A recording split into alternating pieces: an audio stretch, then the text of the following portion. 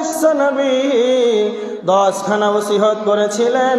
মুআয বিন জাবালকে বলেছিলেন, মুআয কখনো ইচ্ছাকৃতভাবে ফরজ সালাত ছেড়ে দেবে না। কেন? যখনই তুমি ইচ্ছাকৃতভাবে ফরজ সালাত ছেড়ে দেবে, ফাকাদ বারিয়াত মিনহু যিম্মাতুল্লাহ, আল্লাহর বান্দা আল্লাহর সঙ্গে যেন জিম্মেদারি কেটে যায়, তালাক না হয়ে যায়। একটা উদাহরণ ভালো করে শুনে, আপনার 10 বছর হয়ে গেল আপনি বিবাহ করেছেন, আপনার স্ত্রীর সঙ্গে এতটা ভালোবাসা বেড়েছে, আপনার স্ত্রীর মাথায় ব্যথা হলে আপনার ব্যথা হয়, আপনার স্ত্রীর যেন পেটে ব্যথা হলে আপনার মনটা খারাপ হয়ে থাকে।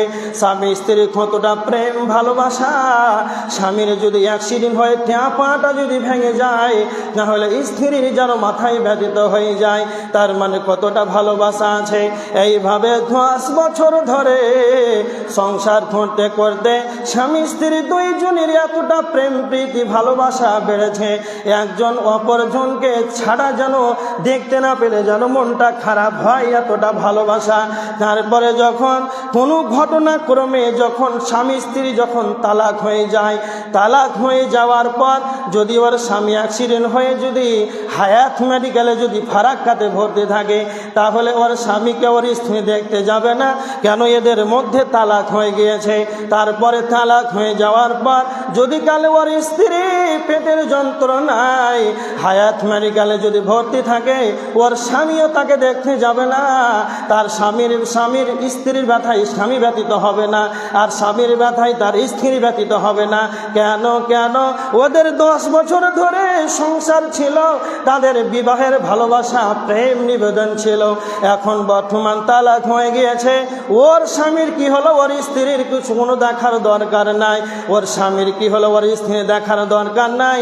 তার মানে তাদের দুইজনের ভালোবাসা ছিল, শুধু তার তালাক হয়ে যাওয়ার কারণে এখন কেউ কারো হায়াত নাই।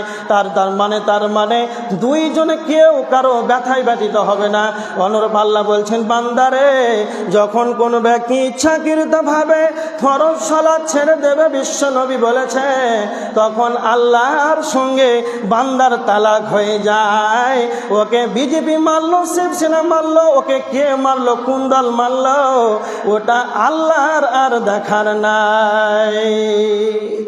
তুমি সালাত ছেড়েছো, আল্লাহর সঙ্গে তালাক ঘটিয়ে নিয়েছো। তুমি ফজরে আসনি, আল্লাহর সঙ্গে তোমার সম্পর্ক কিছুই নাই, তুমি আল্লাহর সঙ্গে তালাক ঘটিয়ে নিয়েছো।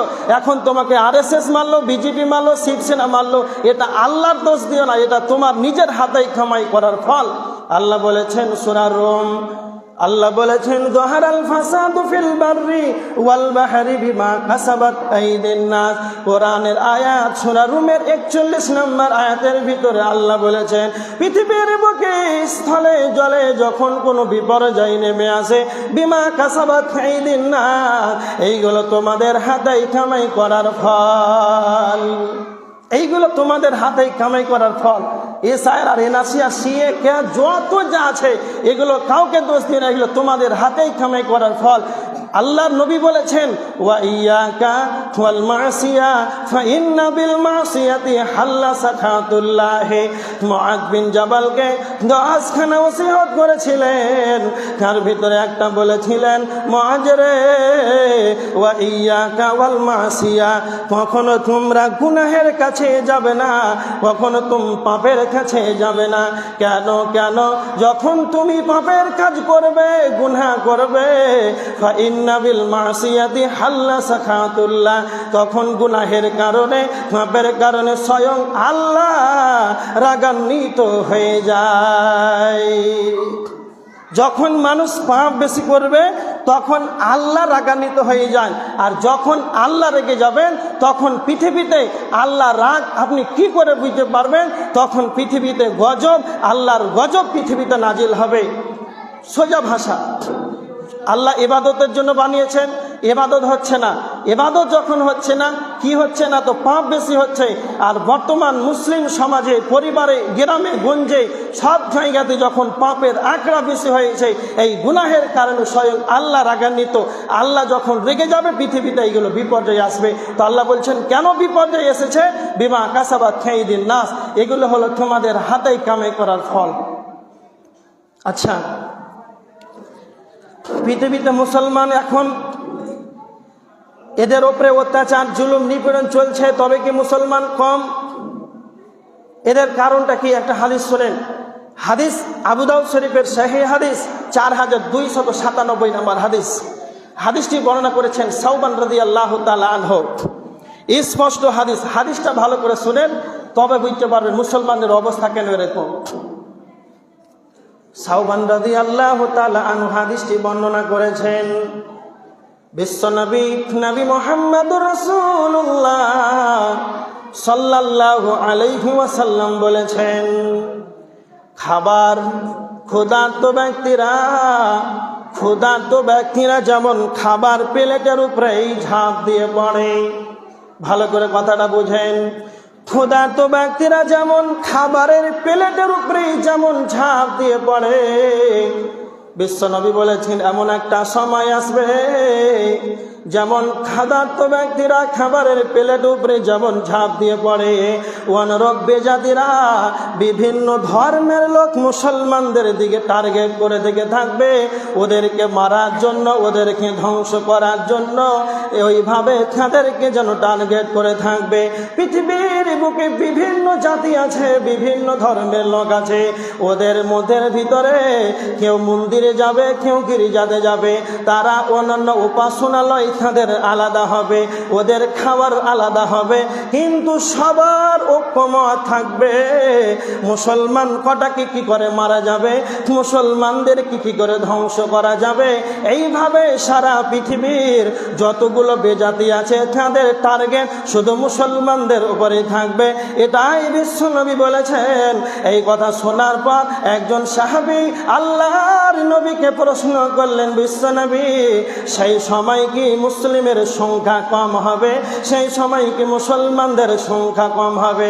সঙ্গে সঙ্গে বিশ্বনবী বললেন, সাহাবীরা তোমরা শুনে রেখে দাও, সেই সময় মুসলমানদের সংখ্যা কম হবে না, মুসলমানদের সংখ্যা যেন সংখ্যা গরিষ্ঠ হবে, ওদের সংখ্যা আরো বেশি হবে।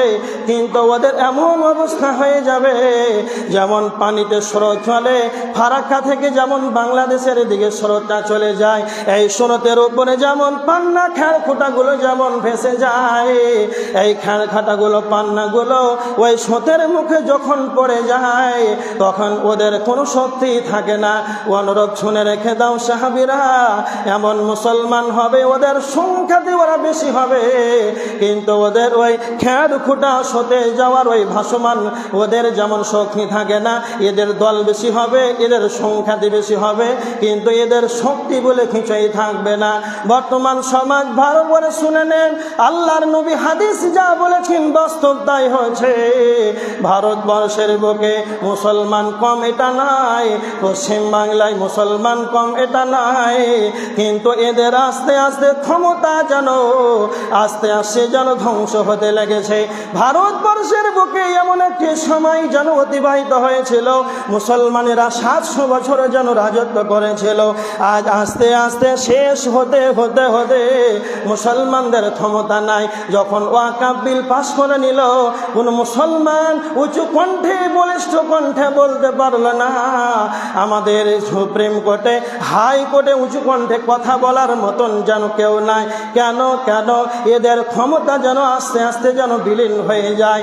যখন কোনো মুসলমান উঁচু কণ্ঠে কথা বলছে তখন তাদেরকে বিধানসভা থেকে যেন পদত্যাগ করতে হচ্ছে। এটাই বিশ্বনবী বলেছেন, তোমাদের ক্ষমতা আস্তে আস্তে যেন বিনষ্ট হয়ে যাবে।